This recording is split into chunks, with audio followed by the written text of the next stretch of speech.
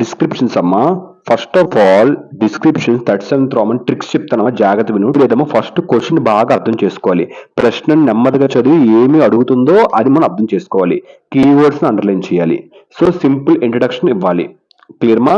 Next ఇంకా 1-2 line introduction ఇవ్వాలి. తర్వాత ఇప్పుడు కూడా చిన్న స్పష్టమైన వాక్యాలు మాత్రమే రాయాలి. షార్ట్ సెంటెన్స్ మాత్రం రాయాలి. ఈజీ సెంటెన్సెస్ రాయాలి. 4 మార్క్స్ వస్తాయి అప్పుడు. తర్వాత ఇన్సిడెంట్స్ ని సరైన క్రమంలో రాయాలి. క్లియర్మా? ఇవన్నీ రూల్స్ అన్నమాట. సో ఈ యొక్క లెసన్స్ లోని ముఖ్యమైన తర్వాత ఏంటి, లెసన్స్ లోని ముఖ్యమైన పదాలను వాడాలి. మన క్యారెక్టర్ ఫీలింగ్స్ ని చూపించాలి. అంటే భయం, ధైర్యం, గర్వం, ఆశ వంటి భావాలను మనం రాయాలి. అప్పుడు కంటెంట్ ఇంప్రూవ్ అనేది బాగా అవుతుంది. చివరిలో నీతి లేదా సందేహాన్ని మనం రాయాలి. So this lesson teachers us self respect, this lesson teachers us arrogance, ఇలాంటివి రాయాలి. తర్వాత ఈజీ వర్డ్స్ రాయాలి. తర్వాత ప్రతి పారాగ్రాఫ్ తర్వాత లైన్ వదలాలన్నమాట. కొద్దిగా నీట్ హ్యాండ్ రైటింగ్ రాయాలి. అప్పుడు గుడ్ ఇంప్రెషన్ వస్తుంది. తర్వాత ఇంకేం చేయాలి, మార్కులకు తగిన లైన్లు ముందే మనం ప్లాన్ చేయాలన్నమాట. సో ఇఫ్ 10 మార్క్స్ 10 మార్క్స్ తగ్గట్టుగా రాయాలి. సో షార్టేజ్ అవాయిడ్ చేయాలి. ఎక్స్ట్రా రైటింగ్ కూడా అవాయిడ్ చేయాలి. ఎంత సరిపోతుందో అంతే రాయాలి. Introduction 2 lines. తర్వాత మెయిన్ కంటెంట్ మినిమం 8 లైన్స్. తర్వాత ఇదొక పేరా, థర్డ్ పేరా పాయింట్లు పెట్టి రాయొద్దు. ఓన్లీ పేరాస్ లో రాయండి. ఇలా 1, 2, 3 అని రాయొద్దు. పేరా ఫస్ట్ ఇంట్రడక్షన్ 2 లైన్స్ ఒక పేరా, తర్వాత కొద్దిగా గ్యాప్ ఇచ్చి 1 లైన్ గ్యాప్ ఇచ్చి 8 లైన్స్. ఇదేంటి మెయిన్ కంటెంట్ 8 లైన్స్ ఒక పేరా. తర్వాత మోరల్ ఎండింగ్, ఏదో ఒక మోరల్ కానీ ఎండింగ్ అని రాయాలి. మోరల్ రాయాలి ఎండింగ్ లో, అదొక 2 లైన్స్. ఇలా మొత్తం 12 లైన్స్ లో కంప్లీట్ చేయాలి. ఇలా రాస్తే డిస్క్రిప్షన్ ఫుల్ మార్క్స్ అని పడిపోతాయి. ఇదమ్మా రూల్స్ డిస్క్రిప్షన్ కి. ఇప్పుడు మీరు ఈ లెసన్ లో డిస్క్రిప్షన్ చెప్తాను, దీన్ని బట్టి మీరు చూడండి, మీకు నీట్ గా అర్థమవుతుంది. ఓకేనమ్మా? Thank you. Book that saved from the earth అనే సప్లిమెంటరీ లెసన్ నుంచి అమ్మా. Imagine you are a great and mighty think tank in the lesson the book that saved the earth. You are the ruler of Mars and are planning to invade earth. You sit in the high seat full of pride and look at earth from your control center. When you see a picture of a book from earth, you guess it is a sandwich. ఓకేనమ్మా? అంటే ఇక్కడ అర్థం ఏంటంటే, నేను Mars రాజును, నేను గర్వంతో నా ఎత్తైన సింహాసనంపై కూర్చుంటాను. నా కంట్రోల్ సెంటర్ నుంచి భూమిని చూస్తాను. భూమి నుంచి వచ్చిన ఒక పుస్తకం ఫోటో చూసినప్పుడు అది శాండ్విచ్ అని అనుకుంటాను. నేను ఊహించిందే రైట్. నేను ఏదైతే ఊహిస్తున్నా అదే నాకు నిజమని నమ్ముతాను. మనుషులు పుస్తకాలు తింటారని నేను అనుకుంటాను. ఇది నా అహంకారం, నా మూర్ఖత్వాన్ని చూపిస్తుంది. ఇది నా అహంకారాన్ని మూర్ఖత్వాన్ని చూపిస్తుంది. నాకు భూమి, పుస్తకాలు అర్థం తెలియదు. నా తప్పు ఆలోచన వల్లే భూమి రక్షించబడుతుంది. ఓకేనమ్మా? అది దీనికి అర్థం ఈ పేరాకి. ఇప్పుడు how do you feel about your knowledge and power? What are your thoughts about earth and people? So అంటే ఇప్పుడు నా జ్ఞానం, నువ్వు ఎలా ఫీల్ అవుతున్నావు? సో అంటే దీనికి అర్థం, నాకు నా జ్ఞానం శక్తిపై చాలా గర్వం ఉంది. నేనే బ్రహ్మాండంలో అత్యంత తెలివైన రాజుని అనుకుంటాను. నన్ను ఎవరూ ప్రశ్నించలేరని భావిస్తాను. నేను భూమిని చిన్నదిగా, బలహీనంగా చూస్తాను. భూమి వాళ్ళు వింతగా, మూర్ఖులుగా అనిపిస్తారు. వాళ్ళు పుస్తకాలు తింటారు అని నమ్ముతాను. నాకు అహంకారం, అతి నమ్మకం ఉంటాయి.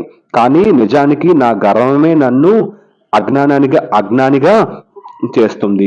భూమి వాళ్ళ తెలివితేటలు నాకు అర్థం కావు. ఇది జ్ఞానం లేకుండా శక్తి కంటే జ్ఞానమే ప్రమాదకరం అని లాస్ట్ లో నాకు అర్థమవుతుంది. సో అంటే ఇది ఏది చూపిస్తుందంటే, ఈ లెసన్ జ్ఞానం లేకుండా శక్తి ప్రమాదకరం అని ఈ లెసన్ చూపిస్తుంది. అంటే 1 లైన్ చెప్పాలంటే, నాకు శక్తి గర్వం ఉన్నా నా అజ్ఞానం నన్ను చాలా అంధుడిగా, తెలివి తక్కువవాడిగా చేస్తుంది. క్లియర్మా? డన్. సో ఇదమ్మా. ఇప్పుడు మనం ప్రతిదీ నీట్ గా ఎక్స్ప్లెయిన్ చేసుకుందాం డిస్క్రిప్షన్ లో. As think tank I believed I was the most intelligent creature in the world, in the entire universe. So think tank గా నేనే మొత్తం విశ్వంలో అత్యంత తెలివైన వాడినని నమ్మాను. నాకంటే ఎవరు తెలివైన వారు లేరు అనుకున్నాను. నా ఆలోచనలకే అతి నమ్మకం పెట్టుకున్నాను. ఈ గర్వం నన్ను అహంకారిగా చేసింది. ఆ అహంకారం వల్లనే నేను తప్పులు చేశాను. నా గర్వం వల్లనే నేను ఈ యొక్క యూనివర్స్ లో అత్యంత తెలివైన వాడినని అనుకున్నాను. అది నీకు అర్థం అమ్మా. Next, I wore a shining dome on my head and gave big orders to my team from my command centre on Mars. నేను నా తలపై మెరిసే డోమ్ పెట్టుకున్నాను. ఓకేనమ్మా. అది నా శక్తి గొప్పతనం చూపించడానికి ఆ, నేను మార్స్ లోని కమాండ్ సెంటర్ లో కూర్చున్నాను. అక్కడి నుంచి నా టీము పెద్ద ఆదేశాలు ఇచ్చాను. మా టీంకి అందరూ నా మాట వినాలని అనుకున్నాను. అది నా గర్వం, అధికార ప్రేమను చూపిస్తుంది. క్లియర్మా? డన్. షైనింగ్ డోమ్ అంటే ఏంటమ్మా? షైనింగ్ డోమ్ అంటే మెరుస్తున్న గోపురం అని అర్థం. క్లియర్మా? Next, I felt very proud of my brain power and thought I knew everything. నా మెదడు శక్తి చాలా గొప్పదని అనుకున్నాను. బ్రెయిన్ పవర్, మెదడు శక్తి. సో దానిపై నాకు చాలా గర్వం ఉంది. నాకు అన్నీ తెలుసు అని భావించాను. అది నా అతిగా ఆత్మవిశ్వాసం, గర్వాన్ని చూపిస్తుంది. ఓకేనమ్మా. డన్. ఓవర్ కాన్ఫిడెంట్ ఏంటి? అతిగా ఆత్మవిశ్వాసం ఉన్నవాడు. యారగెంట్ అంటే గర్విష్టి. Earth as a small silly planet with weak creatures who were easy to defeat. నాకు భూమి నాకు చిన్నది, నెక్స్ట్ మూర్ఖమైన గ్రహంలా అని కనిపించింది. అక్కడున్న జీవులు బలహీనులని అనుకున్నాను. వాళ్ళను సులభంగా ఓడించవచ్చని భావించాను. ఇది నా గర్వం, అహంకారాన్ని చూపిస్తుంది. ఓకేనా? అతిగా గర్వం ఉంటే ఇతరులను తక్కువగా అంచనా వేస్తాం. క్లియర్మా? ఇందులో ఇది moral. I laughed at humans thinking they didn't have the intelligence to fight us. నేను గర్వంగా మనుషులు బుద్ధి లేని వాళ్ళు అనుకున్నాను. వాళ్ళు మాతో పోరాడలేరని భావించాను. ఇది నా అతిగా ఆత్మవిశ్వాసం, అహంకారం చూపిస్తుంది. క్లియర్మా? Next, when I saw a picture of a book in the Centerville Public Library, I had no idea what it was. So నేను పుస్తకం ఫోటోలో చూశాను. అది ఏమిటో నాకు తెలియలేదు.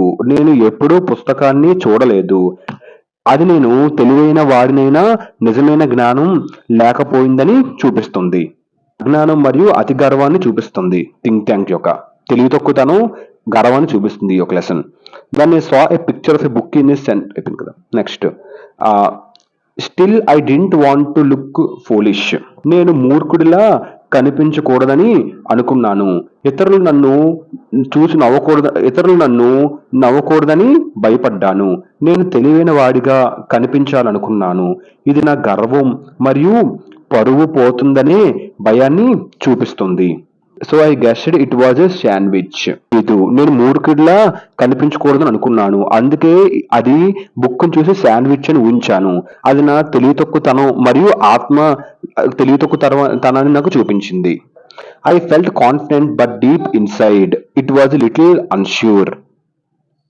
బయటకు నేను ఆత్మవిశ్వాసంగా కనిపించాను, లోపల మాత్రం కొంచెం సందేహం ఉంది.